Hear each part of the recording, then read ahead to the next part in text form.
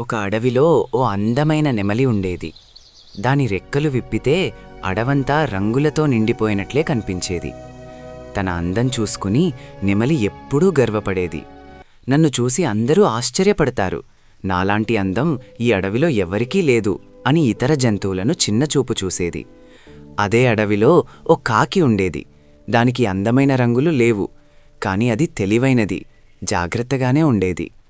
ఒకరోజు నెమలి కాకిని చూసి నవ్వింది. నీ రంగులు చూడు, నన్ను చూసి నేర్చుకో, అందముంటేనే విలువ అన్నది. కాకి శాంతంగా, అందం కన్నా అవసరమైనప్పుడు ఉపయోగపడే గుణమే గొప్పది అని చెప్పింది. నెమలి నవ్వి వెళ్ళిపోయింది. కొన్ని రోజులకు అడవిలో భయంకరమైన తుఫాను వచ్చింది. బలమైన గాలికి నెమలి భారీ ఎక్కలు విప్పలేకపోయింది. రెక్కలు నీటితో నిండిపోయి ఎగరలేకపోయింది. ఆ సమయంలో వేటగాడు వచ్చాడు. అదే సమయానికి కాకి పైనుంచి వేటగాడిని చూసి వెంటనే ఇతర జంతువులను హెచ్చరించింది. గట్టిగా అరుస్తూ వేటగాడి దృష్టిని మళ్లించింది. అందరూ తప్పించుకున్నారు. నెమలికి కూడా కాకి దారి చూపించి దట్టమైన పొదల్లో దాచింది.